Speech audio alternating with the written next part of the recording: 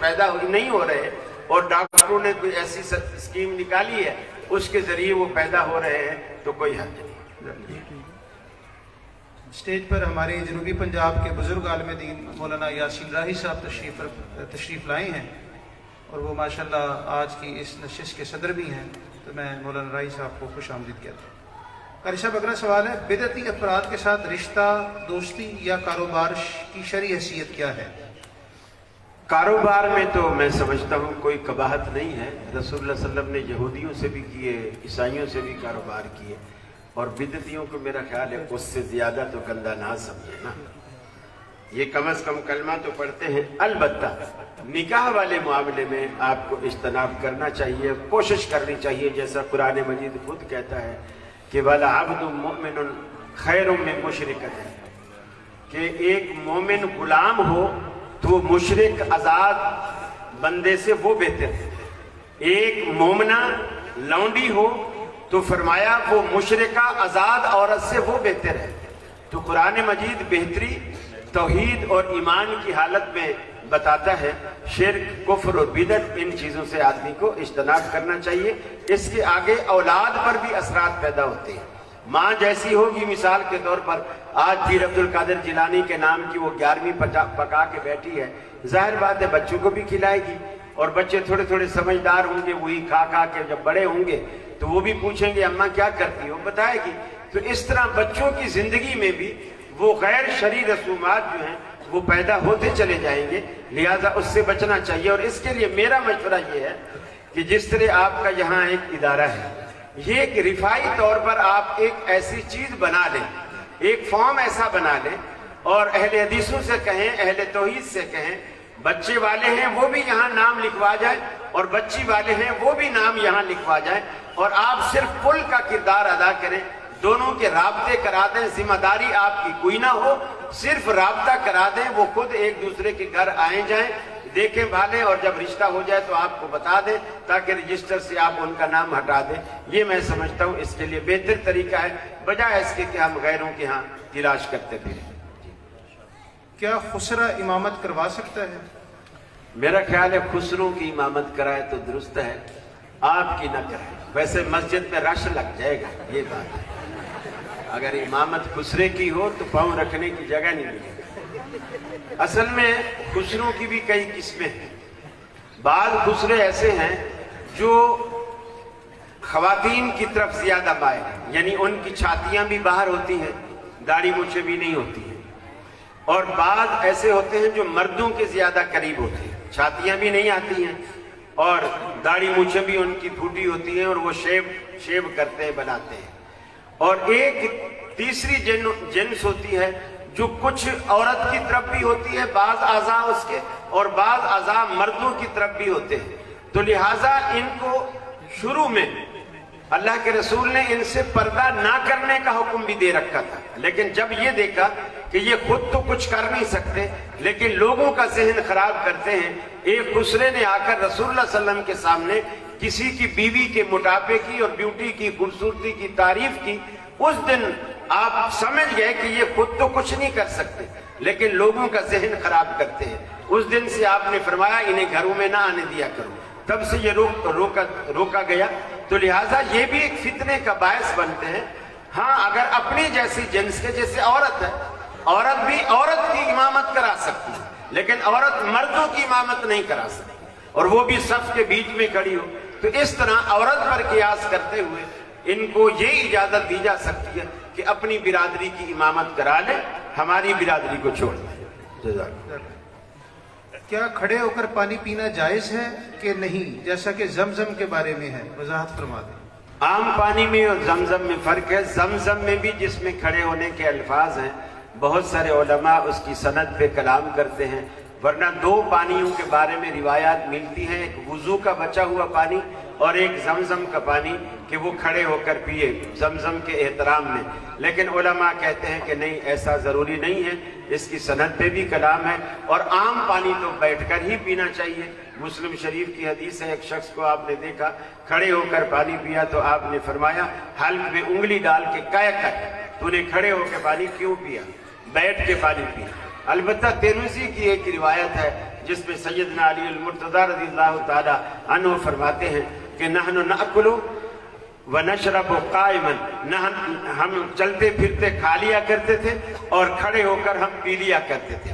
اس سے یہ بھی نکلتا ہے کہ اگر کوئی مجبوری ہو، کوئی ایسا موقع آ جائے بیٹھنے کی جگہ نہ ہو، یا جیسے کولر کے ساتھ گلاس ہوتے ہیں اور پاکستان میں وہ گلاس بھی بندھے ہوئے ہوتے ہیں اس لیے کہ کسی پر بھروسہ نہیں کہ پانی کے ساتھ گلاس بھی لے کر چلا جائے، تو وہ اتنے چھوٹے ہوتے ہیں کہ آدمی اگر بیٹھنا چاہے تو وہ گلاس نیچے اس کے منہ تک نہیں آتا، تو مجبور ہے وہ کھڑے ہو کر پیے گا۔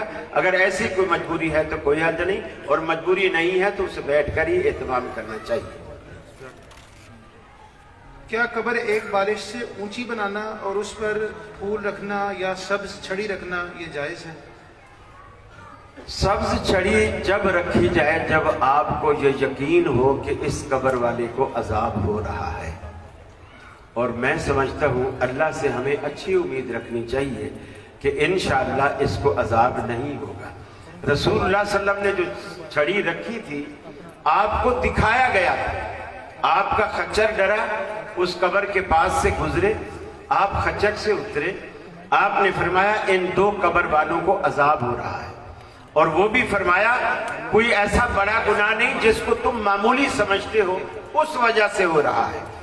ایک غیبت کرتا تھا اور ایک پیشاب کے چھینٹوں سے نہیں بچتا تھا، آپ نے چھری چیری، اس کے دو ٹکڑے کیے، آدھی ایک قبر پہ ڈال دی، آدھی ایک قبر پہ ڈالی، اور اللہ سے دعا کی اور فرمایا کہ مجھے اللہ کی ذات سے امید ہے جب تک یہ چھڑیاں ہری رہیں گی اللہ تعالیٰ ان کے عذاب میں تخفیف رکھے گا۔ تو اللہ کے رسول کو اللہ نے بتایا کہ ان قبر والوں کو عذاب ہو رہا ہے، آپ کیوں چھڑیاں رکھ رہے ہیں؟ آپ اللہ سے یہ اچھی امید رکھیں کہ انشاءاللہ میرے نانا کو اللہ عذاب نہیں دے گا، میرے ابا کو اللہ عذاب نہیں دے گا۔ آپ نے جنازہ پڑھا، اس میں فاتحہ پڑھی، رو رو کے ہمارے امام دعائیں کرتے ہیں، یہ حنفیوں جیسا جنازہ تو نہیں ہوتا جو 1 منٹ میں آدھے منٹ میں ختم ہو جاتا ہے، یہاں تو جب تک الحمدللہ مردہ بخشا نہیں جاتا امام جان ہی نہیں چھوڑتا، آپ کو بخشوا کے ہی جاتا ہے انشاءاللہ۔ تو آپ یہ اچھی امید رکھیں کہ اس جنازے کے بعد انشاءاللہ اللہ تعالیٰ نے اسے بخش دیا ہے، اور اس اچھی امید کے ساتھ اچھا رویہ رکھیں، قبر کو جو ہے بالش سے اونچی نہ کریں، کیونکہ یہ بھی حدیث میں آتا ہے اللہ کے رسول نے سیدنا علی المرتضیٰ کو وصیت کی تھی کہ جاؤ پھیل جاؤ اور جہاں بھی ایک بالش سے اونچی قبر دیکھو اسے برابر کر دو۔ تو بجائے اس کے کہ بعد میں کوئی حکومتی بندہ آ کے اسے برابر کرے، آپ پہلے سے ہی اتنی رکھو کہ برابر کی نوبت ہی نہ آئے۔ جی شکریہ۔ اگر کوئی مجبور کر کے ڈرا کر یا گن پوائنٹ پہ شرکیہ کلمہ جیسا کہ یا علی مدد کہلوائے، اگرچہ وہ دل سے نہ کہا گیا ہو اور توبہ بھی کر لی ہو، تو کیا میرا شمار مشرکوں میں ہوگا؟ نہیں ہوگا۔ اللہ رب العالمین سب جانتا ہے، اللہ کو دل کا بھی پتہ ہے، معاملے کا بھی پتہ ہے۔ البتہ کچھ چیزیں ایسی ہوتی ہیں، جیسے حضرت نام میرے ذہن سے ابھی نکلا ہے صحابی کا، کہ آپ نے انہیں کہا تھا کہ لا تشرک باللہ ان قتلتا او حرکتا، ابو درداء رضی اللہ تعالی، آپ نے فرمایا کہ اے ابو درداء اگر تجھے قتل کر دیا جائے اور اگر آگ میں جلا دیا جائے، لا تشرک باللہ، اللہ کے ساتھ شریک نہ کرنا۔ یہ انتہائی تقوی کی اعلیٰ درجے کی علامت ہے۔ لیکن اگر کسی کو گن پوائنٹ پر کوئی طلاق بھی دلواتا ہے تو طلاق نہیں ہوتی، گن پوائنٹ پر نکاح بھی کرواتا ہے تو نکاح نہیں ہوتا، گن پوائنٹ پر کوئی ایسا کفریہ جملہ بھی کہلواتا ہے جس کا دل اس کی تصدیق نہیں کر رہا ہوتا، جو کچھ اس کی زبان کہہ رہی ہوتی ہے، تو اس پر بھی انشاءاللہ اللہ رب العالمین گرفت نہیں کرے گا۔ حقہ نسوار سگریٹ استعمال کرنے والا امام مسجد بن سکتا ہے؟ کیا نماز ہو جاتی ہے؟ ماشاءاللہ بہت اچھا سوال ہے بر صغیر کے اعتبار سے۔ پہلی بات تو یہ ہے کہ جو حلال چیزیں ہیں نا، جیسے لہسن ہے حلال ہے، تمباکو حلال ہے، اللہ کے رسول نے یہ حلال چیزیں کھا کر بھی مسجد میں آنے سے منع کیا، اور آپ نے اس کی ریزن یہ بتائی ہے کہ اللہ کے جو فرشتے، رحمت کے فرشتے جو مسجد میں ہوتے ہیں ان کو کوفت ہوتی ہے، اس بو سے ان کو تکلیف ہوتی ہے، تو تمباکو تو سرے سے حرام ہے، سرے سے حرام ہے، وہ حلال بھی نہیں ہے۔ جب حلال چیز کو بو کی وجہ سے کھا کر مسجد میں آنے سے روکا گیا ہے تو حرام چیز تمباکو کی بو تو منہ سے وضو بھی کرے کلی بھی کرے تو بھی نہیں جاتی، کیونکہ وہ اندر پھیپھڑوں تک گئی ہوئی ہوتی ہے، اور وہ جب بھی سانس لیتا ہے وہ سانس کے ساتھ وہ بو آتی ہے۔ باقی اگر آپ کو جنت چاہیے تو ایک بات میں آپ کو بتاتا ہوں، سید عطا اللہ شاہ بخاری رحمۃ اللہ علیہ نے تقریر کی، اور تقریر میں کہا کہ وَلَكُمْ فِيهَا مَا تَشْتَهِي أَنفُسُكُمْ، کہ تمہیں جنت میں وہ ملے گا جس کا تمہارا جی تمہارا نفس جس چیز کی خواہش کرے گا۔ تو آپ جیسا کوئی حقے کا شوقین بیٹھا تھا، اس نے کہا شاہ صاحب جنت میں حقہ ہوگا؟ تو شاہ صاحب رحمہ اللہ نے کہا کہ اگر تو حقہ پیتے پیتے جنت میں چلا گیا اور جنت تجھے مل گئی اور وہاں جا کر تو نے حقہ مانگا تو حقہ تو تجھے مل جائے گا، لیکن وہ اوپر جو پھول میں آگ رکھتے ہیں نا، جسے آپ انگار کہتے ہیں تمباکو کے اوپر، فرمایا وہ جنت میں نہیں ہوتی آگ، وہ لینے کے لیے تجھے کچھ دوزخ میں جانا پڑے گا۔ تو لہٰذا اگر آپ نے بھی ایسا ہی فیصلہ کیا ہوا ہے تو پھر بے شک آپ حقے کی عادت اپنائے رکھیں، ورنہ ابھی سے چھوڑ دیں، اس لیے کہ جنت میں آگ نہیں ہے۔ جی سال کی گندم کے بارے میں کیا حکم ہے؟ کیا ذاتی استعمال کے لیے سال کی گندم اکٹھی لے سکتے ہیں؟ جی کوئی حرج نہیں، بعد میں یا تو ملتی نہیں یا بہت مہنگی ملتی ہے۔ یہ احتکار میں اور ذخیرہ اندوزی میں یہ چیز نہیں آتی۔ ذخیرہ اندوزی میں وہ چیز آتی ہے کہ جب آپ دکان پہ، مثلا آپ تاجر ہیں اور دکان پہ آپ وہ چیز رکھتے ہیں، اور جب کوئی لینے آتا ہے تو آپ کہتے ہیں میرے پاس نہیں ہے، آپ اسے نہیں بیچتے، مہنگی ہونے کا انتظار کرتے ہیں، یہ ذخیرہ اندوزی ہے، یہ احتکار ہے۔ یہ جو آپ گھر میں اپنی ضرورت کے مطابق چیز رکھ لیتے ہیں کہ بعد میں کوئی چیز ملتی ہے یا نہیں ملتی، اب تک میرا خیال ہے رواج ہے، وہ مٹی کی کیا بولتے ہیں اس کو ملتانی میں، پرولی، وہ بنا لی جاتی ہے اور اس میں وہ دانہ بھر دیا جاتا ہے پورے سال کا، اس میں کوئی قباحت نہیں، البتہ بیچنے کے لیے اس کو ذخیرہ کیا گیا ہے تو پھر وہ احتکار کے زمرے میں آئے گا۔ جزاک اللہ۔ میری عمر اس وقت 88 سال ہے، مسجد اہل حدیث میرے گھر سے دور ہے، کیا میں اپنے گھر کے بالکل ساتھ حنفی یا دیوبندی کے پیچھے نماز پڑھ سکتا ہوں یا گھر میں نماز پڑھوں؟ حافظ عبداللہ بہاولپوری رحمہ اللہ، اللہ انہیں کروٹ کروٹ جنت نصیب فرمائے، اکثر لوگ ان سے سوال کرتے تھے اسی طرح کا، تو وہ اس کا ایک ہی جواب دیتے تھے، بھائی اگر ان کے پیچھے نماز پڑھنی ہے تو پھر نماز ضرور پڑھنی ہے، اگر انہی کے پیچھے ہی نماز پڑھنی ہے تو پھر نماز ضرور پڑھنی ہے۔ دیکھیے آنکھوں، یعنی ایک گاڑی ہے، بس ہے، اس کا ڈرائیور اگر آنکھوں والا ہے، پیچھے سواریاں ساری اندھی ہیں، وہ انشاءاللہ آپ کو یہاں سے جلال پور لے جائے گا، ڈرائیور آنکھوں والا ہے، سواریاں ساری اندھی ہیں، لیکن اگر آپ کو بتایا جائے کہ اس بس کا ڈرائیور اندھا ہے، آئیے جلال پور، کرایہ بھی نہیں، فری جلال پور، تو کتنے بندے ہیں جو سمجھدار جو اس بس میں بیٹھیں گے؟ کون بیٹھے گے؟ ظاہر بات، یہ جو امام ہوتا ہے یہ ڈرائیور ہے، مقتدی سارے سواریاں، ڈرائیور کو آنکھوں والا ہونا چاہیے، اور آنکھوں والا سوائے اہل توحید کے اور اس بندے کے جو نماز کو سنت کے مطابق پڑھاتا ہے، ڈرائیور اور آنکھوں والا کوئی ہو ہی نہیں سکتا۔ امام اسے ہی ہونا چاہیے جو نماز کو سنت کے مطابق پڑھاتا ہے اور عقیدہ توحید کے ساتھ پڑھاتا ہے۔ پیچھے منافق بھی کھڑے ہو جائیں جیسے اللہ کے رسول کے پیچھے کھڑے ہوتے تھے تو آپ کی نماز پر اس کا کوئی اثر نہیں پڑتا تھا، لیکن اگر آگے انجن ہی خراب ہے تو سارے چکرے راستے میں ہی رکے رہیں گے، اس لیے اس سے اجتناب کرنا چاہیے۔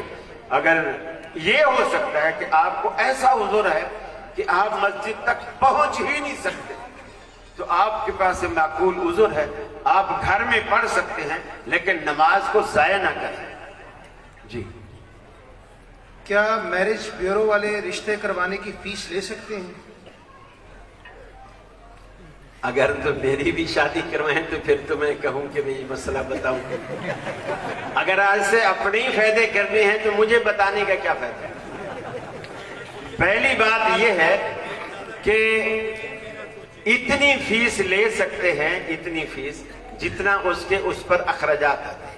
مثال کے طور پر وہ دوسروں کو رشتے والی جگہ پر فون بھی کرتے ہیں اور فون پہ بھی کال پہ بھی پیسہ لگتا ہے، یا اگر نیٹ وغیرہ کا استعمال کرتے ہوں گے نیٹ کا بھی پیکج لگتا ہے، اس میں کوئی رجسٹر کام آتے ہوں گے، یا ایک آدھ کوئی ملازم بھی رکھا ہوگا کلر کے طور پر. تو اگر اس طرح کے کوئی اخراجات ہیں اور اس کی کوئی فیس رکھ لیتے ہیں تو کوئی حق والی بات نہیں، لیکن اس کو پرافٹیبل دھندا نہ بنایا جائے. جزاک اللہ. ایام مخصوصہ کی وجہ سے پچھلے کئی سالوں سے ماہ رمضان کے روزے قضا ہیں جن کی تعداد معلوم نہیں ہے، ان کی قضا کیسے ادا کی جائے؟ جب معلوم ہی نہیں ہے تو جب ان کو معلوم نہیں ہے تو مولوی کیا بتائے گا؟ ان کو ہی معلوم نہیں، لہذا اس کے لیے میں یہی کہوں گا یا تو یہ اندازہ کر لے کہ کم از کم میں اتنے سال سے روزے نہیں رکھ رہے، ان سالوں میں ہر مہینہ ایک رمضان کا آتا ہے، وہ شمار کریں اور دیکھ لیں کہ اگر جوان ہیں اور صحت مند ہیں اور روزے رکھ سکتے ہیں. ویسے تو اگلے رمضان آنے سے پہلے تک یہ مسئلہ ہے کہ اگر کسی وجہ سے ایام مخصوصہ کے روزے رہ گئے ہیں تو اگلے رمضان کے آنے سے پہلے وہ روزے پورے کر لیں. اور اگر اس نے اتنے سالوں کے نہیں کیے تو میں یہی سمجھتا ہوں کہ اس کا حساب اندازہ لگا کے کہ اتنے سال کے ہیں اس کا فدیہ دے دے، ایک مسکین کا کھانا ایک روزے کے بدلے میں. ففدیۃ طعام مسکین، ایک مسکین کا کھانا ایک روزے کے بدلے میں فدیہ دے دے، اور آئندہ کے لیے اللہ سے توبہ کرے کہ آئندہ میں روزہ نہیں چھوڑوں گی. اللہ کے رسول نے اتنی وضاحت سے فرمایا، اتنی آسان ہے عورت کا جنت میں جانا، مردوں کے لیے اتنا آسان نہیں جتنا عورت کے لیے رکھا. آپ نے فرمایا صلت خمسہ، اگر وہ دن کے 5 روزے رکھتی ہے، یہ 5 نمازیں پڑھتی ہے دن میں، اور سامت شہرہ، رمضان کے مہینے کے وہ روزے رکھتی ہے، اطاعت بالہا، جس بات پر اکثر گھر میں جھگڑے ہوتے ہیں کہ خامد کی اگر وہ اطاعت کرتی ہے. یہ یاد رکھ لیں ہماری بہنیں، مائیں، بیٹیاں کہ شادی کے بعد عورت کے اوپر خامد کی اطاعت فرض ہے، ماں باپ کی نہیں.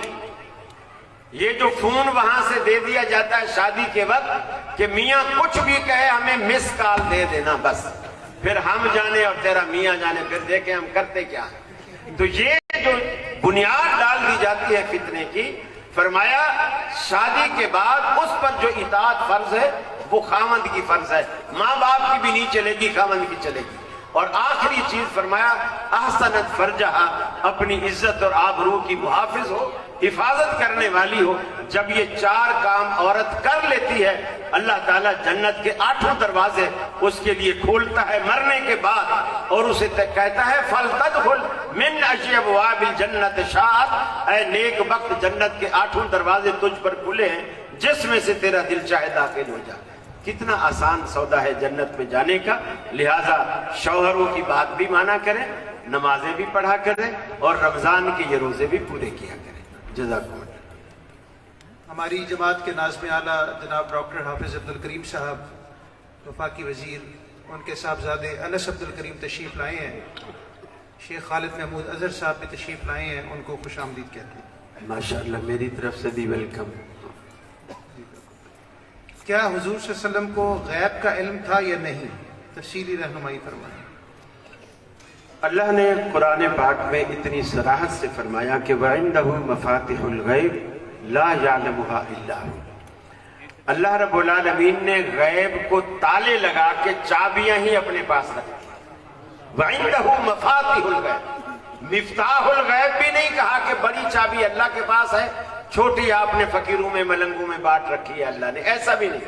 مفاتیح الغیب، ساری چابیاں، اس کی کاپیاں تھیں، ڈپلیکیٹ تھیں، جو بھی تھی، اللہ نے ساری چابیاں غیب کو تالے لگا کے اپنے پاس رکھ لیا ہے. لا یعلمها الا ہو، اور اس غیب کو اللہ کے سوا کوئی جانتا ہی نہیں. اب آپ بتائیے اگر رسول اللہ صلی اللہ علیہ وسلم غیب جانتے ہوتے تو ایمانداری سے بتائیے، جب 40 حفاظ کو دھوکے سے منافقین نے آپ سے مانگا کہ ہمارے علاقے میں تبلیغ کی بڑی ضرورت ہے، آپ کچھ عالم فاضل حافظ قاری ہمیں دیں. اللہ کے رسول نے بالکل نیا اسلام ابھی آیا تھا اور تھوڑے سے مسلمان تھے، اس میں سے 40 صحابہ کرام آپ نے چھانٹ کے دیے، اور وہ منافق راستے میں جا کر ان سب کو انہوں نے قتل کر دیا. اور رسول اللہ صلی اللہ علیہ وسلم نے پورے 40 دن تک ہر نماز میں फजर, जोहर, असर, मगरिब, इशा, उन बदबख्तों के नाम ले लेकर आपने कुनूत नाज़िला पढ़ी और बद्दुआएं दी। अगर अल्लाह के रसूल को पता होता कि ये मेरे सहाबा को मारने और कत्ल करने के लिए ले जा रहे हैं, ईमानदारी से बताओ खानपुर वालों, अल्लाह के रसूल सहाबा को उनके साथ भेजते? नहीं भेजते। सिद्दीक़ा कायनात पर इतना बड़ा लोगों ने इल्जाम लगाया, रसूलुल्लाह सल्लल्लाहु अलैहि वसल्लम इतने परेशान हैं कि आपने एक एक से मशवरा किया, सहाबा से मशवरा किया, खवातीन से मशवरा किया। मैं आयशा के मामले में बहुत परेशान हूं, मुझे मशवरा। हजरत अली से मशवरा लिया, आपने फरमाया अल्लाह के रसूल अगर आप परेशान हैं तो आपको कोई खवातीन की कमी है, यानी आप आयशा को ये दर पर्दा मशवरा था, आप तलाक दे दें और शादी कर लें। हजरत उमर से मशवरा किया, हजरत उमर ने कहा अल्लाह के रसूल मेरा मशवरा लेने से पहले मेरे एक सवाल का जवाब दीजिए कि आयशा को आपकी बीवी बनाकर आपके घर में लाने वाला कौन है? रसूलुल्लाह सल्लल्लाहु अलैहि वसल्लम ने आसमान की तरफ उंगली उठाई, ऐ फारूक ये रिश्ता तो अल्लाह रब्बुल आलमीन ने किया। जिब्रील 2 दफा हजरत आयशा की छवि रेशमी गिलाफ में लपेट कर रसूलुल्लाह सल्लल्लाहु अलैहि वसल्लम को ख्वाब में दिखाता है कि ये आपकी बीवी बनने वाली है। हजरत उमर ने कहा अल्लाह के रसूल फिर तो मुनाफिकीन को मेरी तलवार के हवाले कीजिए, अल्लाह रब्बुल आलमीन उसका इंतखाब कभी गलत हो ही नहीं सकता। आप उससे पूछें कि उसने किसके लिए किस बीवी का इंतखाब किया, लेकिन अल्लाह के रसूल परेशान। हत्ता कि यहां तक बुखारी के अल्फाज हैं, सैयदा आयशा से जाकर उनके घर में उनकी पैंती के पास जाकर इतने दिनों बाद पहली मरतबा बैठे और पहली मरतबा जाकर उनसे कहा या आयशा तो इन्नके कुन्त मिन बनाते आदम इन कुन्त अलममत बिज़म्बिन फस्तगफिरी मिनल्लाह। आयशा तू भी आदम जाती है, फरिश्ता नहीं है, आदम जाती है। अगर तुझसे गुनाह हुआ है तो अल्लाह से माफी मांग, वो बख्श देगा। अल्लाह के रसूल इस कदर मशकूक हुए, आलिमुल गैब ऐसा कभी मशकूक होता है, और वो भी अपनी बीवी के बारे में। ये लोगों की कहानियां हैं, किस्से हैं जो हदीस के भी खिलाफ है और कुरान के भी खिलाफ है। अगर इमाम भूलकर 5वीं रकत के लिए खड़ा हो जाए और हम सुभान अल्लाह भी कहें लेकिन इमाम वापस तशहद में ना बैठे तो मुक्तदी क्या करें? मुक्तदी उसी के साथ खड़े हो जाए, इसलिए कि आप जब आप बस में सवार हैं ना, अब ड्राइवर जिधर भी मोड़ेगा तो आप जाएंगे ना। अब आप दरवाजे से खिड़कियों से निकल के भागने की कोशिश तो नहीं करेंगे, आप बस में बैठे आप जाएं। हाँ, सलाम के बाद वो सजदा साहब करेगा, उसकी भी नमाज दुरुस्त हो जाएगी, आपकी भी नमाज दुरुस्त हो जाएगी। इमाम को आप अपनी मर्जी से ना चलाएं, आप इमाम की मर्जी से चलें। इमाम बनाया ही इसलिए जाता है ताकि उसकी इक्तदा की जाए, उसके पीछे रहा जाए, ना कि उसको अपनी मर्जी पर चलाए। लिहाजा उस वक्त आप खड़े हो जाए। हाँ, अगर इमाम आपकी आवाज पे सुभान अल्लाह पे बैठ जाता है, ठीक है, आप बैठ जाए, और अगर नहीं बैठता तो अब आप खड़े हो जाएं और सलाम के वक्त आप सजदा साहब करें और फिर सलाम फेरें, आपकी उस गलती का इजाला हो जाए। जज़ाकल्लाह। बालों और दाढ़ी को कलर लगाना शरन कैसा है? बाज लोग डार्क ब्राउन लगाते हैं जो बिल्कुल काले रंग जैसा है, इसके बारे में क्या होगा? एक होता है काले रंग जैसा, एक होता है काला रंग, इन दोनों में फर्क है।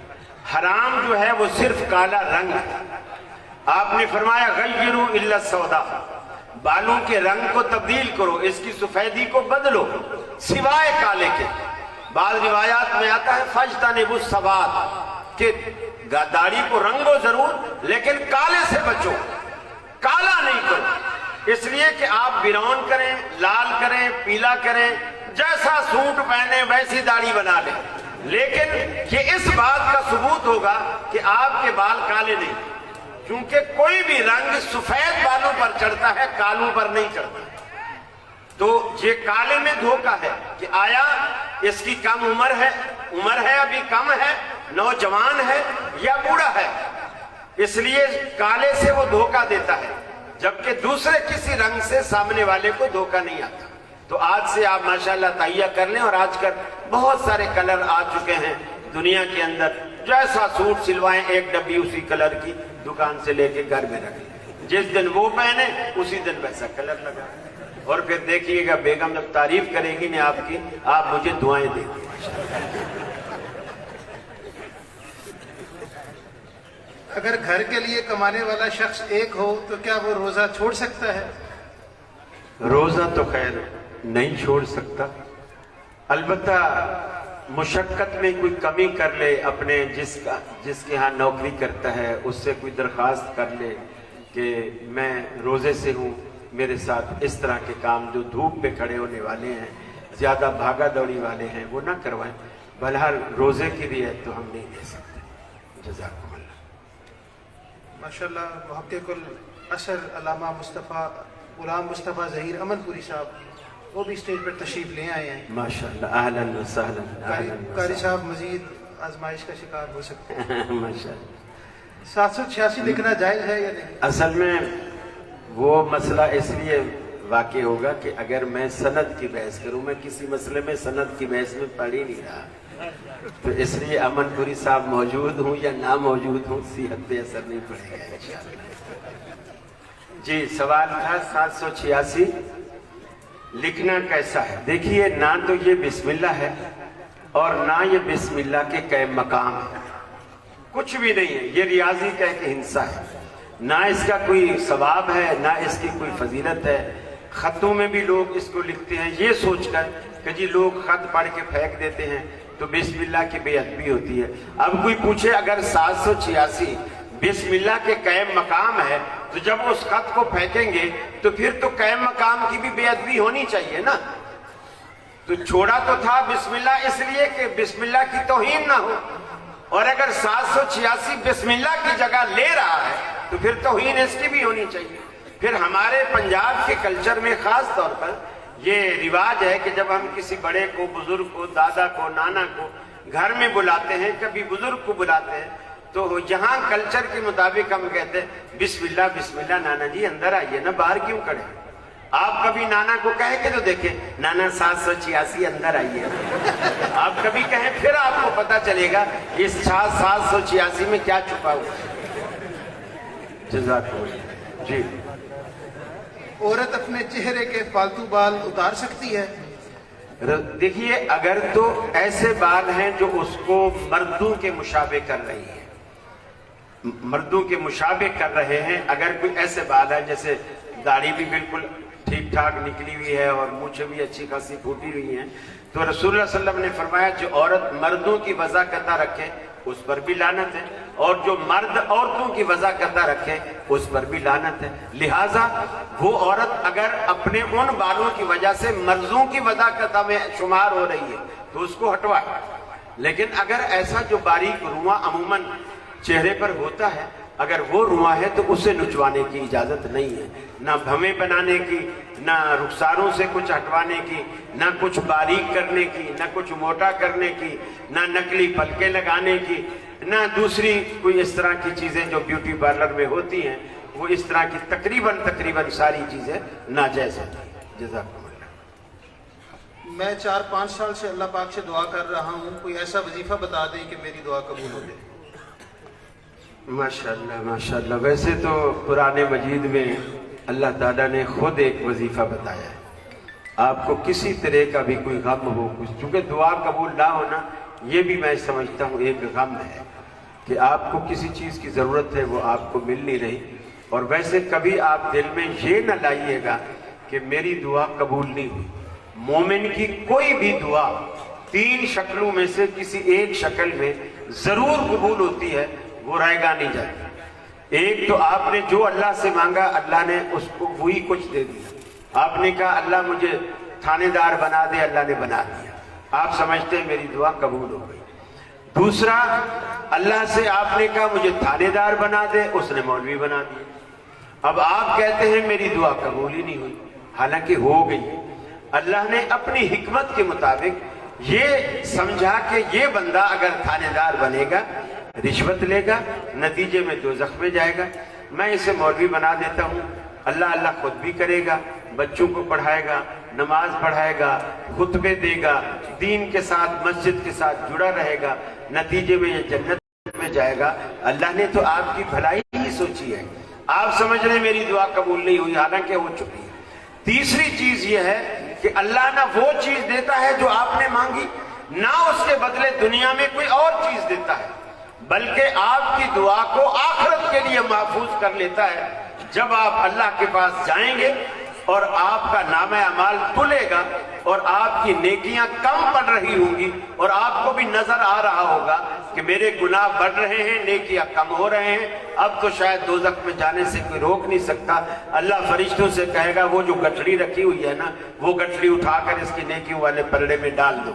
वो बंदा पूछेगा या अल्लाह इसके अंदर क्या है, इसके अंदर क्या है? अल्लाह रब्बुल आलमीन कहेगा इसके अंदर तेरी वो दुआएं हैं जो दुनिया में तूने की थी और हमने दुनिया में इसके बदले में तुम्हें कुछ नहीं दिया था और आज आखिरत में हम तुम्हें उसका सिला देते हैं। रसूलुल्लाह सल्लल्लाहु अलैहि वसल्लम फरमाते हैं वो बंदा कहेगा काश दुनिया में मेरी कोई भी दुआ कबूल ना हुई होती, दुनिया में मेरी कोई भी दुआ कबूल ना हुई होती।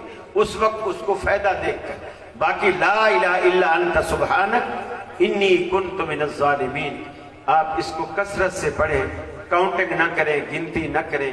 ये इतना जानदार और शानदार वजीफा है जिसकी तारीफ खुद अल्लाह ने की है।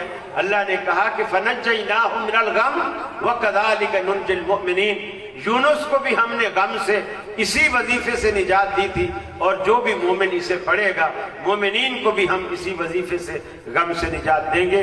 लिहाजा इसको आप अपना मामूल बना लीजिए, इंशाअल्लाह गम के बादल आपकी जिंदगी से छट जाएंगे। ये भी कारी साहब बड़ा अहम सवाल है कि किस्तों पर मोटरसाइकिल, मोबाइल या कोई भी चीज लेना जायज है या नहीं? जज़ाकल्लाह। अब मुझे एहसास हो रहा है कि मेरे पीछे उलमा बैठे हैं। जज़ाकल्लाह। पहली बात यह है कि ये जो लोग सवाल करते हैं ना, ये असल में उलमा को फंसाते हैं। ये यूं पूछते हैं कि किस्तों पे चीज लेनी और देनी कैसी? कोई भी दुनिया का आलिम ये नहीं कहेगा कि किस्त पे चीज लेना देना नाजायज है। किस्त का मतलब यह है कि एक बंदा इस गिलास की कीमत आज नहीं अदा कर सकता, वो कहता है यार इसकी मुझे किस्तें बांध दो। मसलन ये 10 रुपए का है, मैं आज 10 रुपए नहीं देता, मैं 10 दिनों में 1 रुपया रोज दिया करूंगा और 10 दिनों में दूंगा और 10 रुपए दूंगा।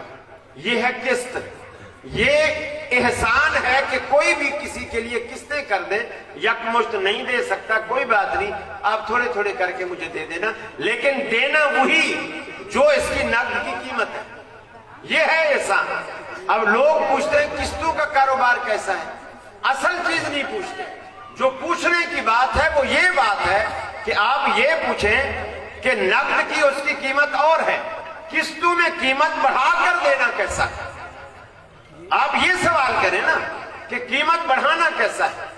हजरत मौलाना नूरपुरी रहमतुल्लाह अलैह उन्होंने अपने मकालात में ये बात लिखी है सराहत के साथ। वो कहते हैं कि मुझे ताज्जुब होता है कि उलमा इस चीज को तो बिल इत्तेफाक हराम कहते हैं कि अगर एक चीज आज हमारी तय हो गई कि ये गिलास 10 रुपए का है, ये तय हो गया, अब किस्तें भी तय हो गई कि 10 किस्तों में ये पैसे देगा और 10 ही रुपए देगा, तय हो गया, तो फिर उसके बाद 10 दिन में वो पैसे नहीं दे सका, 11-12 दिन हो गए, तो अब वो दुकानदार जिसने गिलास बेचा था वो कहता है कि जी भी देखो अब किस्त वाला जो वादा था वो तूने निभा के यानी वो पूरा नहीं किया, मामला आगे निकल गया, अब मैं मजीद चवन्नी हर दिन के ऊपर 1.25 रुपया बढ़ाऊंगा तेरे ऊपर, यानी 1 रुपया दे रहा था, अब मैं 1.25 रुपया लूंगा क्योंकि तू 10 दिन में पैसे अदा नहीं कर सका।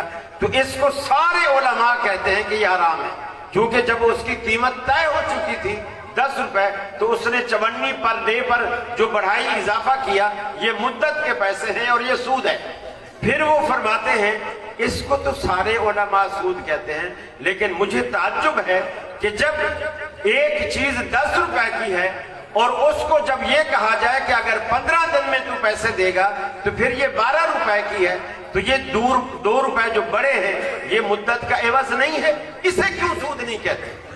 मेरा भी यही नुक्ता नजर है कि वो भी सूद ही के दायरे में आता है। और बाज़ उलमा ने ये भी हदीस कोट की है इस ज़मन में कि मम बा बयातैन फलहू औ कसुहुमा अविर रिबा, कि अगर कोई शख्स किसी भी चीज की 2 बै रखता है, जैसे हम करते हैं नकद में और उधार में या और भी कोई 2 तरीके हों उसके, वो रखता है, फरमाया उसमें जो कम कीमत है वो हलाल है और जो ज्यादा कीमत है वो सूद है। تو اب کم قیمت نقد والی ہے وہ حلال ہے، اور جو زیادہ قیمت ہے وہ قسطوں والی ہے وہ حرام ہے اس روایت کے مطابق بھی۔ اور اس میں ہمارے علماء مختلف فی ہیں، بعض اس کے جواز کا فتویٰ دیتے ہیں کہ اگر اسی مجلس میں بیٹھ کر اگر طے ہو جائے معاملہ تو پھر وہ بعد میں پیسے نہیں بڑھا سکتا، لیکن جتنے اس وقت طے ہوئے تھے وہ لے سکتا ہے۔ واللہ ہمارے شیخ ناصر صاحب کراچی میں، سندھ میں، وہ بھی اسی چیز کے قائل ہیں، پنجاب میں بھی بہت سارے علماء اس چیز کے قائل ہیں۔ البتہ شیخ ناصر صاحب کی جماعت میں سے مولانا ابراہیم بھٹی صاحب جو کل آپ کے ہاں سوال و جواب کی نشست سے گئے ہیں، وہ بھی اس کے قائل نہیں ہیں، وہ بھی اس کو سود قرار دیتے ہیں۔ سید بدیع الدین شاہ صاحب راشدی، انہوں نے بھی اپنی تفسیر جو سندھی میں تفسیر ہے اس بدیع التفاسیر، اس کے اندر بھی انہوں نے سود قرار دیا ہے، اور آپ کا یہ خادم بھی اسی چیز کا قائل ہے۔ باقی آپ دیگر علماء سے رجوع کر سکتے ہیں۔ قاری صاحب، عوام کے ذہن میں سوال آتا ہے جس طرح یہ بینک والے گاڑیاں دیتے ہیں قسطوں پر، لیزنگ کرتے ہیں اجارہ کے نام پر، اسلامک بینکنگ کہہ کر، وہ کیسے ہے، وہ ٹھیک ہے؟ دیکھیے، اسلامک بینکنگ میں بھی بہت سارے طریقے ابھی تک ایسے موجود ہیں جو خلاف اسلام ہیں۔ اسلامی بینک ضرور ہے لیکن ٹوٹلی 100% اسلامک نہیں ہے۔ ہاں، آپ یہ کہہ سکتے ہیں کہ زیادہ تر رولز انہوں نے ایسے بنا لیے ہیں جو اسلامک ہیں، لیکن ٹوٹلی ایسا نہیں ہے۔ اس میں بھی اس میں جائز شکل یہ ہے جو ابھی تک شاید کوئی اسلامی بینک نہیں کرتا۔ جائز شکل یہ ہے، بینک کمپنی سے گاڑی خود خرید لے، فرض کیا 50 لاکھ کی گاڑی اس نے خریدی، کمپنی سے خریدی یا یوزڈ گاڑی اس نے خریدی، 50 لاکھ کی اس نے خریدی۔ اب وہ اپنا پرافٹ رکھ کر، چاہے اس میں 1 لاکھ پرافٹ رکھے، 2 رکھے، 1.5 رکھے، 5 رکھے، جتنا پرافٹ وہ رکھتا ہے وہ رکھ کر آگے اپنے کلائنٹ کو وہ بیچ دے، پھر اس کی بھلے وہ قسطیں کر دے، یکمشت لے، 2 حصوں میں لے، 5 سال میں لے، 3 سال میں لے، اس میں کوئی حق نہیں۔ اگر کوئی بینک ایسا کرتا ہے، خود خریدتا ہے، خود مالک بنتا ہے، پھر اپنا منافع رکھ کر پھر اس کو بیچتا ہے تو کوئی حق نہیں ہے۔ لیکن اگر خود مالک نہیں بنتا تو کچھ بینک ایسے بھی کرتے ہیں کہ 2 ایگریمنٹ ایک ساتھ کرتے ہیں، اور یہ بھی شرعاً ناجائز ہے۔ وہ بیک وقت کرایہ دار بھی ہوتا ہے اور بیک وقت وہ مالک بھی ہوتا ہے، مالک بھی بن رہا، اس کا ایک حصہ خرید بھی رہا ہوتا ہے، اور جو حصہ بینک کا ہے اس حصے کا وہ کرایہ بھی پے کر رہا ہوتا ہے، اور یہ معاہدے میں شامل ہوتا ہے کہ جب تیرے پیسے پورے ہو جائیں گے پھر یہ گاڑی تیرے نام ٹرانسفر ہو جائے گی یا تو اسے خرید لے گا۔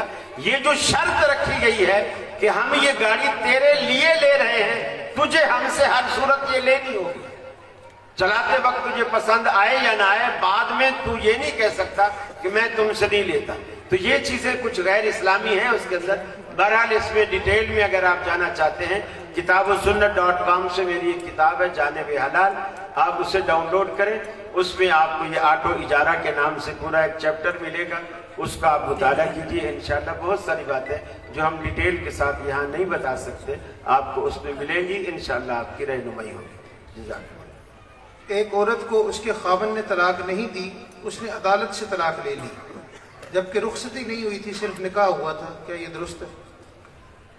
عدالت سے طلاق نہیں ہوتی، عدالت سے جو وہ لیتی ہے عورت کو خلا لیتی ہے۔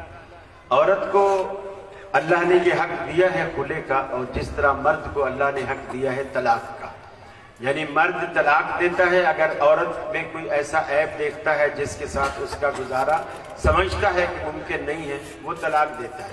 اس کے لیے اس کو عدالت میں جانے کی بھی ضرورت نہیں، فون پہ بھی کہہ دے گا نا کہ میں نے تجھے طلاق دی، وہ طلاق واقع ہو جائے گی۔ ایک مجلس کی ایک رجی طلاق ہوگی، پھر دوبارہ پھر کبھی دوسرے پیریڈ میں اس کو طلاق دے گا تو دوسری ہو جائے گی، اور اگر نہیں دے دوسری تیسری، پہلی طلاق دے کر ہی چھوڑ دے اور عدت کے اندر اس کو رجوع بھی نہ کرے، اس سے سلو بھی نہ کرے، عدت پوری ہو جائے ایک ہی طلاق پر، تو وہ طلاق رجی پھر بائنہ میں تبدیل ہو جائے گی، اس کا پہلا عقد جو ہے وہ ختم ہو جائے گا، عورت اس کے نکاح سے آزاد ہو جائے گی۔ جب عورت کو میاں سے کوئی تکلیف ہو تو وہ گھر میں بیٹھے میاں کو طلاق نہیں دے سکتی، میاں عورت کو طلاق دے سکتا ہے، عورت میاں کو طلاق نہیں دے سکتی۔ اس کو جب بھی میاں سے کوئی تکلیف ہوگی وہ عدالت سے رجوع کرے گی یا پنچایت سے رجوع کرے گی، یونین کونسل سے رجوع کرے گی، پھر یونین کونسل والے اس کے شوہر کو بھی بلائیں گے، اس کا عذر سامنے رکھیں گے، اگر وہ کسی طرح سلو صفائی ہوتی ہے ٹھیک، ورنہ پھر ایک دو پیشیوں کے بعد عدالت جو ہے عورت کے حق کھلا والی درخواست کو قبول کرتی ہے اور اس کے حق میں کھلا نامہ جاری کر دیتی ہے، پھر وہ اس میں 1 مہینے کی عدت جو ہے وہ گزارتی ہے، اور اس کے بعد اپنی مرضی سے جہاں چاہے وہ آزاد ہو کر جہاں چاہے اپنی ولی کی اجازت سے اور اپنی مرضی سے وہ نکاح کر سکتی ہے۔ جزاکم اللہ۔ ایک شخص جو بار بار زنا کرتا ہے اور جھوٹ بولتا ہے اور بعد میں شرمندہ بھی ہوتا ہے اور توبہ کرتا ہے، لیکن پھر بھی وہ اپنے نفس پر قابو نہیں کر سکتا، تو وہ کس پر؟ جیسے توبہ کے وقت تو اس کے دل میں یہ پورا ارادہ ہو کہ انشاءاللہ اب میں یہ گناہ نہیں کروں، توبہ کے وقت توبہ کے ساتھ خالص ہو، اللہ تعالیٰ انشاءاللہ اس کے یہی اعتراض میں نہیں کہوں بلکہ یہ کہوں کہ یہی عرض حضرت ابو ذر غفاری رضی اللہ تعالیٰ عنہ تھے، انہوں نے رسول اللہ صلی اللہ علیہ وسلم سے کیا جب آپ نے فرمایا کہ ان زنا و ان سرقہ، اللہ پھر بھی اسے بخش دے گا اگرچہ اس نے زنا کیا ہو، اگرچہ اس نے چوری کی ہو۔ انہوں نے تعجب سے پوچھا رسول اللہ ان زنا و ان سرقہ، 3 دفعہ کہا ان زنا و ان سرقہ، آپ نے فرمایا وَإِن رَاغِمَ أَنْفَا بِذَرٍ، ارے ابو ذر کی ناک خاک آلود بھی ہو جائے نا پھر بھی وہ بخشا جائے گا، پھر بھی اللہ رب العالمین سے معاف کرے گا۔ ہمارا کیا جاتا ہے اگر اللہ اس کو معاف کرتا ہے، اس کا اور اللہ کا معاملہ ہے، اگر وہ سچے دل سے توبہ کرتا ہے، 100 بندے کے قاتل کو اللہ نے معاف کیا جب اس نے سچے دل سے توبہ کی، ان 100 مقتولین میں ایک قتل مفتی کا بھی تھا، مفتی کو بھی قتل کیا اس نے، اور پھر بھی اللہ رب العالمین نے اسے بخش دیا۔ تو اللہ تعالیٰ سے اچھی امید رکھنی چاہیے، اور حدیث میں آتا ہے اللہ تعالیٰ بندے کے گمان کے قریب ہے، جیسا اللہ کے بارے میں بندہ گمان کرتا ہے اللہ کو انشاءاللہ ویسا ہی پائے گا۔ اللہ سے اچھی امید رکھیں اور انشاءاللہ آپ کے گناہ اللہ ضرور معاف کرے گا۔ آج کل کے نوجوان موبائل پر پب جی اور دیگر گیمیں کھیل کر اپنا قیمتی وقت ضائع کرتے ہیں، یہ جائز ہے یا نہیں؟ اس کے لیے تو میرے خیال ہے تمام علماء فتویٰ دے چکے ہیں، اس میں کچھ میرے خیال ہے بت پرستی کی چیزیں بھی آتی ہیں، اس طرح کی چیزیں بھی آتی ہیں، یہ نہیں کرنی چاہیے۔ اہل حدیث تو بت پرستی کے فروغ کے لیے نہیں، اس کی تو کلا کما کے لیے اللہ تعالیٰ نے انہیں پیدا کیا ہے، جیسا سلطان محمود غزنوی نے کہا تھا کہ ہم صرف غزنوی ہی نہیں بت شکن بھی ہیں۔ اہل حدیث تو بت شکن ہوتا ہے، ہمیں ان چیزوں سے کیا شک، اور پھر اس میں بت پرستی والا کوئی عنصر نہ بھی ہو تو کم از کم وقت کا ضیاع تو ہے نا۔ وقت کے بارے میں بھی اللہ رب العالمین نے پوچھا، قیامت والے دن پوچھنا ہے کہ میں نے تجھے فرصت دی تھی، مہلت دی تھی، وقت دیا تھا، تو نے اس وقت کا کیا مصرف کیا، کیا مصرف رہا تھا۔ تو یہ بھی اللہ تعالیٰ کی فرصت جو ہے ایک نعمت ہے، اس کا مصرف صحیح بنائیں، اپنی زبان کو اللہ کے ذکر میں، اس کے مٹھاس میں آپ تر رکھیں، اور بہت ساری چیزیں ایسی کریں جس سے اللہ راضی ہو۔ فضول چیزوں سے آپ بچے، کیرم بورڈ سے، لوڈو سے، اور اس طرح شطرنج سے، اس طرح کی بہت ساری چیزیں ہیں، چاہے موبائل کی گیمیں ہوں یا دوسری، اس سے اجتناب کریں۔ کیا نماز میں ہاتھ سینے پر باندھنا ہی درست ہے یا نیچے بھی باندھے جا سکتے ہیں؟ حدیث سے وضاحت کریں۔ صرف سینے پر باندھنا ہی درست ہے۔ دیکھیے جس طرح نماز فرض ہے نا، نماز کا طریقہ بھی فرض ہے۔ اللہ تعالیٰ نے ہمیں رسول کا مکلف بنایا، ایسا نہیں کہا کہ نماز پڑھو جس طرح سرکاری لوگوں کا ایک عقیدہ اور نظریہ ہے، میاں نماز پڑھو، اللہ کی پڑھو، جیسے چاہو پڑھو، جہاں چاہو پڑھو، جس کے پیچھے چاہو پڑھو۔ یہ سرکاری مذہب ہے، مسلمان کا یہ مذہب نہیں ہے۔ نماز پڑھو، اللہ کی پڑھو، رسول اللہ کے طریقے کے مطابق پڑھو، موحد امام کے پیچھے پڑھو، جو سنت کے مطابق پڑھاتا ہو اس کے پیچھے پڑھو، اور تمہارا ہر ایک رکن، رکوع، سجدہ، قعدہ، جلسہ، سب کچھ نبی کریم صلی اللہ علیہ وسلم کی سنت کی پیروی میں ہو تو وہ عبادت ہے، وہ نماز ہے۔ اگر اپنی مرضی سے کرنا ہے، حدیث میں آتا ہے، حضرت وائل ابن حجر رضی اللہ تعالیٰ عنہ بیان کرتے ہیں کہ میں نے رسول اللہ صلی اللہ علیہ وسلم کو دیکھا، آپ نے وضع یدہ الیمنی علی یدہ الیسری علی صدرہ، آپ نے اپنا دایاں ہاتھ بائیں کے اوپر رکھا، پھر دونوں کو آپ نے اپنے صدر پر، اپنی چھاتی پر رکھا، اور اس طرح اللہ کے رسول نے نماز ادا فرمائی۔ اور ویسے بھی سچی بات ہے، اگر عقلاً بھی آپ دیکھیں، ایمانداری سے بتائیے، اللہ کی محبت आदमी के पेट में होती है या दिल में होती है, और आदमी का दिल सीने में होता है या पेट में होता है? दिल सीने में होता है। मर्द का दिल भी सीने में, औरत का दिल भी सीने में। हनफियों का दिल, शाफियों का दिल, मालिकियों का दिल और अहले हदीसों का दिल, सबका दिल सीने में है। अब ईमानदारी से बताइए, अल्लाह को दिल थाम के याद करना चाहिए या पेट थाम के याद करना चाहिए? यानी अकली एतबार से भी आप देखें तो पेट थाम के याद करना अपने मतलब को जाहिर करता है कि हम तो दुकान भी पेट के लिए जाते हैं, नौकरियां पेट के लिए करते हैं, मेहनत पेट के लिए करते हैं। अरे अब मस्जिद में आया है 10-15 मिनट के लिए, अब तो पेट छोड़ दे, वही पेट भरने वाला है, तेरा भी पेट भरेगा। अब तो अल्लाह को दिल थाम के याद कर। तो इस तरह अल्लाह को याद करें जिस तरह नबी करीम सल्लल्लाहु अलैहि वसल्लम ने किया है, और वो सीने पर हाथ बांधना ही सुन्नत है। और नाप वाला तो खुद नाप पे बांधने वालों के बड़े बड़े कह चुके हैं कि हमारे पास एक ही रिवायत है और वही सही नहीं है। ये तो खुद भी तस्लीम करते हैं ये। इसलिए अहले हदीसों से जब इनके मुनाजरे होते हैं तो आगे ठहर नहीं पाते। अल्हम्दुलिल्लाह जी। गंदम का उशर मुकम्मल फसल से निकालना चाहिए या मजदूर जो हिस्से पर काश कर रहा है उस हिस्सेदार का हिस्सा निकाल कर जो है वो उशर निकाले? पहली बात तो ये है कि ये हदीस में यूं नहीं है कि मजदूरी निकाले, खर्चा निकाले, ये निकाले, वो निकाले। रसूलुल्लाह सल्लल्लाहु अलैहि वसल्लम ने दो तरह की तकसीम की है उशर के अंदर। एक बारानी जमीन की जो बारिश से होती है, यानी उसके ऊपर कुछ भी लागत नहीं आती है, किसान की मेहनत भी नहीं करनी पड़ती, पानी खरीदना नहीं पड़ता, कुआं चलाना नहीं पड़ता, ट्यूबवेल की बिजली नहीं लगानी पड़ती, कुछ नहीं लगता। बारिश हुई और जमीन सैराब हो गई, उसने छट्टा मारा, बीज डाला और फसल हो गई। एक तो ये है। एक है कि नहरी पानी है, उसको लाना पड़ता है, आबियाना वगैरह भरना पड़ता है, या कुआं चलाकर वो भी लाना पड़ता है, या ट्यूबवेल चलाकर लाना पड़ता है। तो इसमें एक उशर है जो 10वां हिस्सा है, और ये 10वां हिस्सा जो है ये कम है, यानी ज्यादा है। और एक है 20वां हिस्सा जो बारानी जमीन है, जिसका मुफ्त में आपको मिल गई है, उसका 10वां हिस्सा आप दें। और जिस पर आपकी मेहनत लगती है, शरीयत ने वैसे ही उसको कम कर दिया है, उसका 20वां हिस्सा आपसे रखा है। फिर आप काहे को मजदूरियां और दूसरी चीजें, उसके खर्चे, ये चीजें निकालते हैं? मेरी समझ में तो यही आता है, अल्लाह ने खुद इसकी तकसीम दो हिस्सों में इसीलिए कर दी है, आपके खर्च का हिसाब किताब सामने रखकर, जिसमें आपका खर्चा हुआ है उससे अल्लाह ने कम मांगा है, जिससे आपका खर्चा नहीं हुआ उससे थोड़ा ज्यादा मांगा है।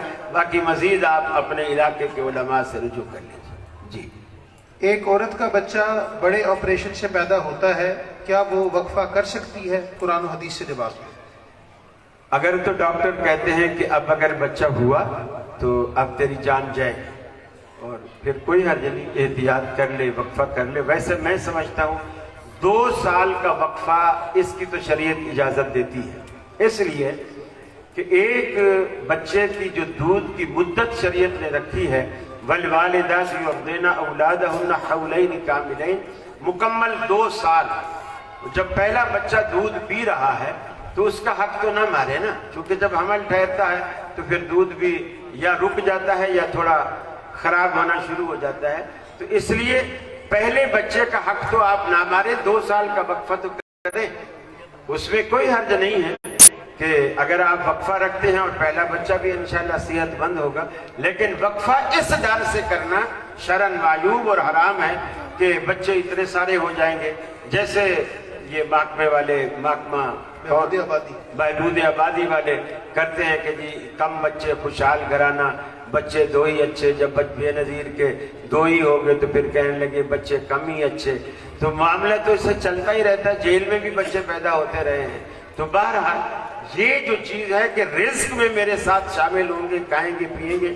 अल्लाह कहता है नहनु नर्ज़ुकुकुम व इय्याहुम, तुम्हें भी हम खिलाते हैं, उन्हें भी हम ही देंगे, उन्हें भी हम ही खिलाएंगे।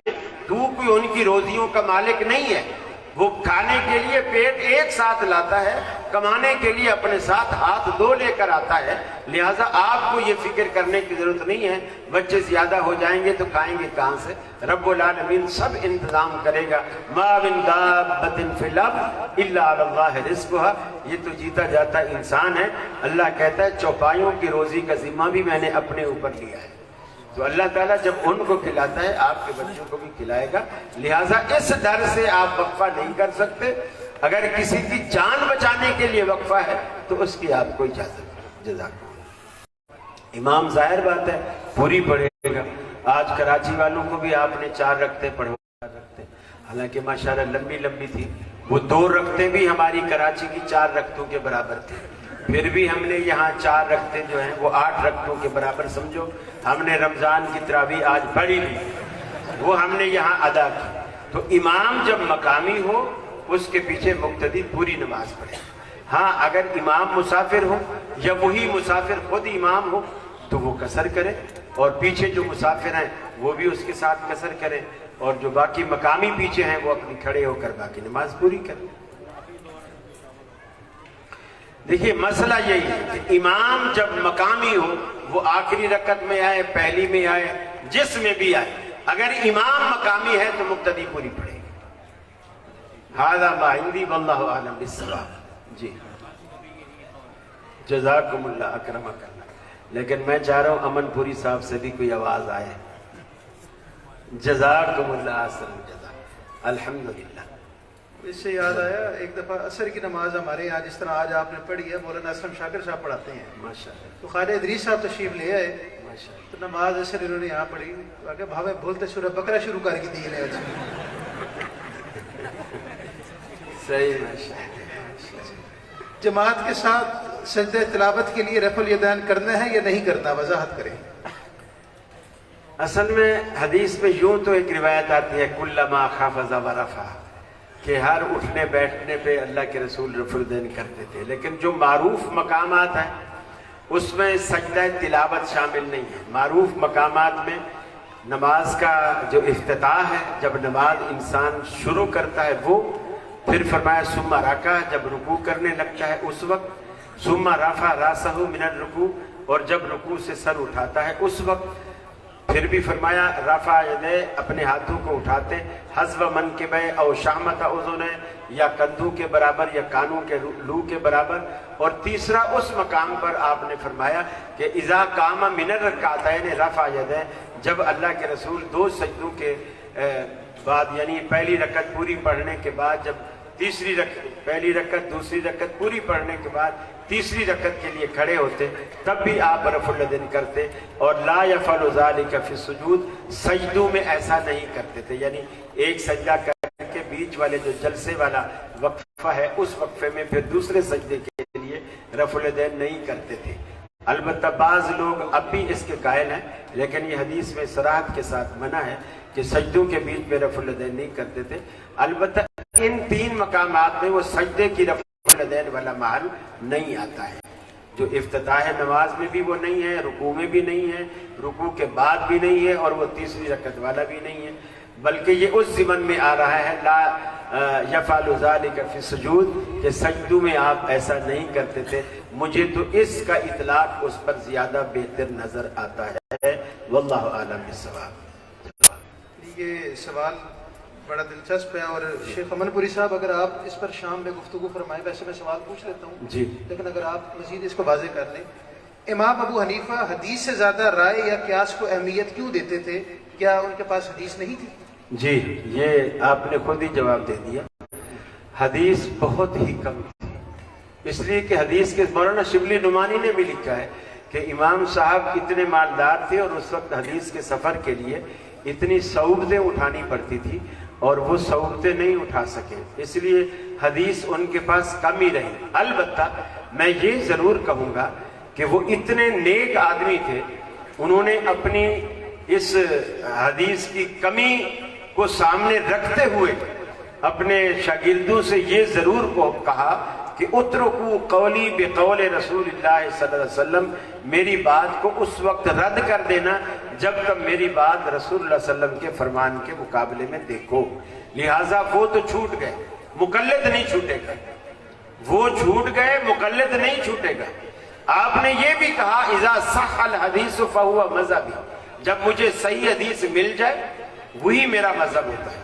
ये मुकल्लिदीन अपने इमाम को बदनाम कर रहे हैं। इस्तिवा अल अर्श के बारे में भी इमाम साहब का अकीदा बिल्कुल सही किताब और सुन्नत के मुताबिक है, लेकिन ये लोग फिर भी हर जगह अल्लाह रब्बुल आलमीन को इस तरह कहते फिर रहे हैं, और ये इमाम साहब का अकीदा नहीं है। और फिर जब इमाम साहब का हवाला दो तो कहते हैं हम अकीदे में इमाम साहब की तकलीद नहीं करते, हम तो मातुरीदी हैं। तो ये इनकी मुकल्लिदीन की मैं समझता हूँ ज़ियादती है इमाम साहब के साथ। इमाम साहब अगर हदीस का ज़ख़ीरा उनके पास कम था तो उस वजह से उन्होंने कभी भी लोगों से नहीं कहा कि मेरी राय पर अमल करो और हदीस को न देखो। उन्होंने कहा मेरी राय को रद्द करो और हदीस को देखो।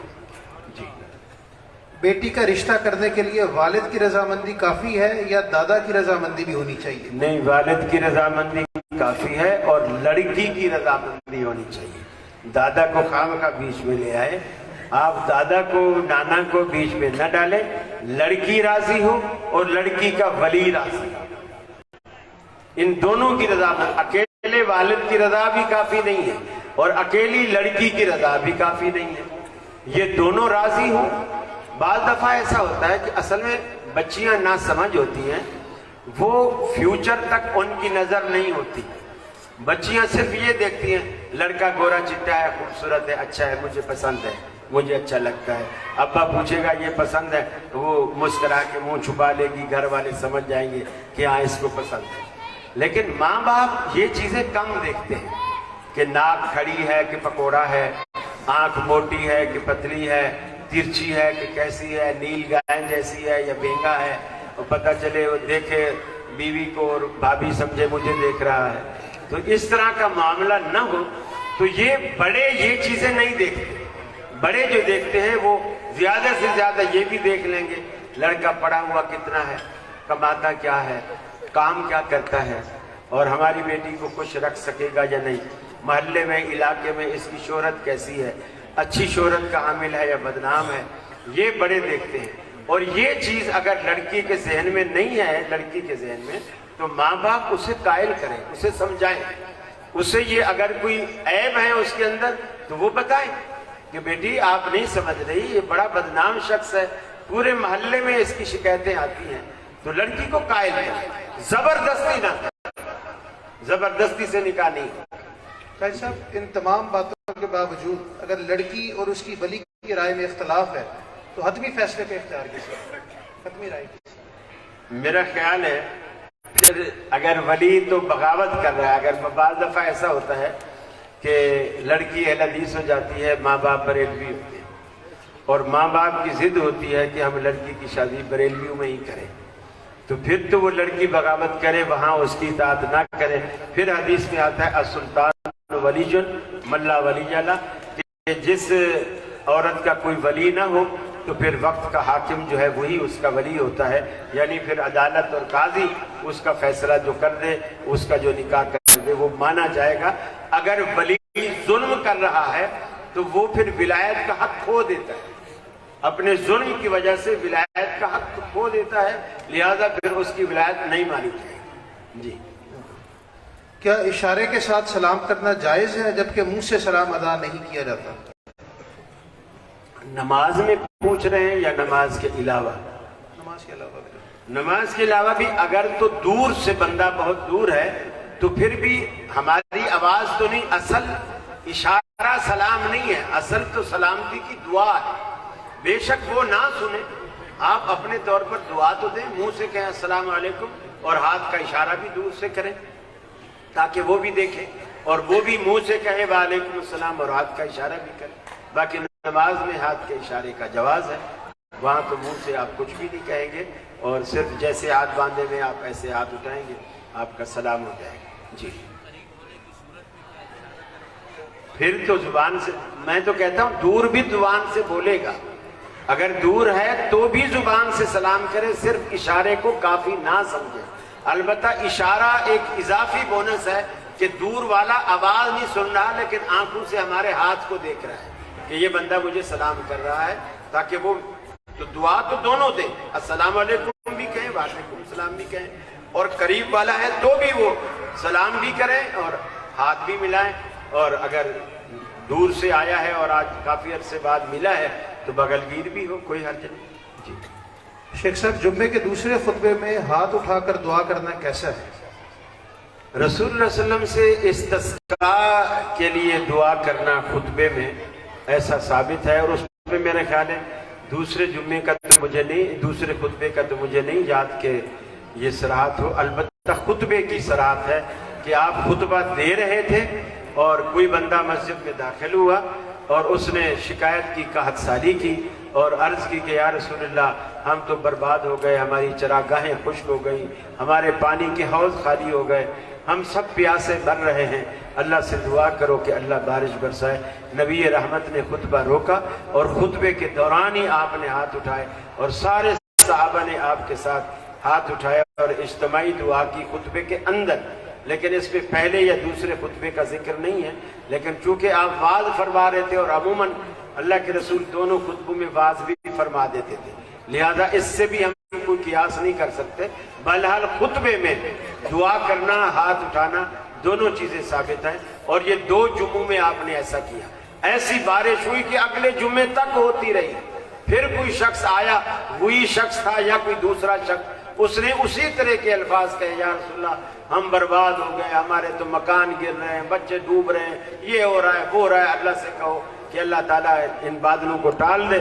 اللہ کے رسول نے پھر خطبے کے دوران ہاتھ اٹھائے اور صحابہ نے ہاتھ اٹھائے، اور اللہ کے رسول نے کہا یا اللہ ہمارے مدینے کی ضرورت تو پوری ہو چکی ہے، اب ان بادلوں کو وہاں لے جا جہاں ان کی ضرورت ہے، تیرا مدینہ اب سیراب ہو چکا ہے۔ تو اللہ تعالیٰ نے پھر بارش کو روک دیا۔ لہٰذا دوران خطبہ اگر خطیب ہاتھ اٹھائے تو اٹھائے جا سکتے ہیں، اس میں کوئی حرج والی بات نہیں، سنت سے ثابت ہے۔ جی قاری صاحب، یہ آخری 3-4 سوال ہے، مختصراً اگر جواب دیتے ہیں۔ جی فرمائیں۔ کرسی پر نماز پڑھنے کا کیا حکم ہے؟ معذور کے لیے درست اور جائز ہے۔ حالت جنابت میں جانور ذبح کر سکتے ہیں؟ میرا خیال ہے ذکر اذکار جب منع نہیں ہے تو تکبیر پڑھنا بھی منع نہیں ہے۔ جیسے ذکر اذکار اللہ کے رسول ہر حال میں کرتے تھے، حالت جنابت میں بھی کرتے تھے، تو ذکر اذکار جب منع نہیں ہے تو تکبیر میں بھی بسم اللہ، اللہ اکبر، وہ بھی ایک ذکر ہے، وہ کر سکتا ہے۔ باقی امن پوری صاحب مغرب کے بعد اصلاح فرمائیں گے آپ کی۔ ٹھیک۔ بیوی اپنے فوت شدہ شوہر کو غسل دے سکتی ہے؟ بیوی دے سکتی ہے اور شوہر بھی دے سکتا ہے، دونوں دے سکتی ہیں۔ حضرت علی رضی اللہ تعالیٰ اپنے حضرت ابوبکر صدیق رضی اللہ تعالیٰ عنہ سے متعلق ان کی بیوی نے انہیں غسل دیا۔ حضرت جو رسول اکرم صلی اللہ علیہ وسلم تھے، حضرت عائشہ سے کہا عائشہ اگر تو مجھ سے پہلے مری تو میں تجھے غسل بھی دوں گا، اپنے ہاتھ سے کفن دوں گا، جنازہ پڑھاؤں گا، اپنے ہاتھوں سے قبر میں اتاروں گا، یہ ساری تدفین میں کروں گا۔ حضرت عائشہ رونے لگی، یا رسول اللہ آپ تو بس اسی کا انتظار کر رہے ہیں کہ میں مروں اور آپ دوسری شادی کریں۔ تو مقصد کہنے کے یہ ہے کہ خاوند اپنی بیوی کو، اور میں سمجھتا ہوں اس سے زیادہ حقدار کوئی ہے ہی، چونکہ میاں بیوی کے باہم عیب ایک دوسرے سے چھپے نہیں ہوتے، اور وہ عیب چھپے ہی رہیں گے۔ اگر یہ دونوں ایک دوسرے کو غسل دیں گے نا، وہ دنیا کے سامنے وہ راز کبھی کھلے گا ہی۔ جو شریعت ویسے بھی کہتی ہے کہ غاسل میت کو کہ وہ میت کے اندر کوئی عیب دیکھے تو اسے دوسروں کے سامنے بیان نہ کرے، اسے چھپائے۔ اور میں سمجھتا ہوں خاوند کو تو ویسے پتہ ہوتا ہے، کیونکہ اس نے عورت کے جسم پر اس کی نظر ہوتی ہے، اسی طرح عورت کی بھی نظر ہوتی ہے خاوند کے جسم پر۔ دونوں ایک دوسرے کے لیے لباس ہے، دونوں کا ایک دوسرے سے پردہ نہیں ہے، لہذا یہ زیادہ حقدار ہیں کہ یہ ایک دوسرے کو غسل دیں۔ جی جن کی 5 ایکڑ میری 5 ایکڑ زرعی زمین ہے جس کا ٹھیکہ 4 لاکھ ملتے ہیں جو ملتے ہی خرچ ہو جاتے ہیں، ایسی صورت میں زکوٰۃ بنتی ہے؟ نہیں بنتی۔ گاڑی زکوٰۃ جب بنے گی جب اس کے پاس سال بھر وہ چیز جمع رہے گی اور وہ نصاب کو بھی پہنچے گی۔ گاڑی یا ٹرانسپورٹ کرائے پر شہباز قلندر یا کسی شرکیہ مقام دربار پر بھیجنا شرعاً جائز ہے؟ پھر تو یہ بھی ہو کہ وہاں جو دیگیں پکی ہوئی ہوں گی پھر وہ بھی کھائے آئے، وہاں سے گھر والوں کے لیے بھی تھیلا بھر کے لے آئے۔ اللہ کے بندے جب یہی دھندے ہی کرنے ہیں تو وہابی ہونے کا مقصد ہی کیا ہے؟ اگر یہ کلندر کی مزار پہ ہی جا کے سارا کچھ چڑھانا ہے اور وہیں کی انکم لینی اور کھانی ہے پھر تو یہ جل سے جلوس سب کچھ بیکار ہے۔ آپ ان چیزوں سے بچیے، حلال کھائیے اور اللہ سے حلال مانگیے اور رب پہ توکل کیجیے، وہ انشاءاللہ آپ کو حلال کھلائے گا۔ بیمہ پالیسی کے بارے میں کیا حکم ہے؟ اس پر کوئی علماء اس کے جواز کا قائل نہیں ہے، یہ تو کرے کوئی بھرے کوئی درد گدھی کو داغ و کمار کو، یہ وہ بڑا فارمولہ ہے جو اسلامی فارمولہ نہیں ہے، حتیٰ کہ اسلامی بینکوں کا تکافل بھی وہ اسلامی نہیں ہے، وہ اسی طرح ہے جس طرح یہ بیمہ ہے، انشورنس ہے، وہ اسلامی بینکوں کا تکافل بھی اسی طرح ہے۔ اس کے لیے جانب حلال میں ہمارا پورا چیپٹر ہے، آخری 100 صفحات پر مشتمل ہے، جس میں تکافل اور انشورنس کی پوری بحث ہے۔ کتاب و سنت.com سے آپ اسے ڈاؤن لوڈ کر سکتے ہیں اور اس کا مطالعہ کریں، انشاءاللہ مفید ثابت ہوگا۔ نماز تراویح گھر میں ادا کر سکتے ہیں؟ رسول اللہ صلی اللہ علیہ وسلم نے جب 3 دنوں کے بعد آپ نے چھوڑی تھی تراویح، شروع نہیں کی، اگرچہ لفظ وہاں بولا کہ یہ اچھی بدعت ہے، لفظ وہاں بولا، لیکن وہ متروکہ سنت کے لیے لفظ بولا، وہ دین کے اندر کوئی نئی ایجاد بالکل نہ تھی، اللہ کے رسول کی متروکہ سنت کو انہوں نے زندہ کیا، اور جس سبب سے آپ لہذا جاری کر دی، اور جب سے تمام صحابہ کرام اس کو پورا مہینہ پڑھتے ہیں، اور اس کا فائدہ اتنا ہے کہ اللہ کے رسول نے فرمایا من قام رمضان ایمانا و احتسابا غفر له ما تقدم من ذنبه، اگر کوئی رمضان کا یہ قیام کرتا ہے ایمان کی حالت میں اور اللہ کو خوش کرنے کے لیے، راضی کرنے کے لیے، تو اللہ اس کے گزشتہ سارے گناہ معاف کر دیتا ہے۔ حضرات سوالات تو کافی تھے لیکن وقت ختم ہوا چاہتا ہے، آخری سوال کرتے ہیں اور پھر انشاءاللہ اس نشست کو ختم کرتے ہیں۔ قاری صاحب، زنا قرض ہے، اگر تو نے اسے لیا تو ادا تیرے گھر والوں سے ہوگی یا تیرے گھر والے اسے ادا کریں گے، کیا یہ حدیث ٹھیک ہے؟ میرے خیال ہے یہ حدیث صحیح نہیں ہے، باقی صحیح مغرب کے بعد آپ کو امن پوری صاحب بتائیں۔ نہیں، امن پوری صاحب بھی فرما رہے ہیں جی ایسی کوئی حدیث نہیں ہے۔ قاری صاحب اللہ، اذان مغرب کا وقت ہوا چاہتا ہے، آپ بزرگ کیا سوال ہے آپ کو؟ میت کو غسل دیتے وقت منہ قبلہ رخ ہونا چاہیے یا کسی اور طرف، یہ سوال ہے آپ کا؟ جی کریں۔ میرے خیال ہے قبلہ رخ غسل کے وقت تو ایسا کوئی نہیں، حال بتا اگر کلی منہ میں کرائی ہے اور اس کا پانی نکال سر کو گھمایا ہے تو کوئی حرج نہیں، لیکن غسل دیتے وقت اس کا منہ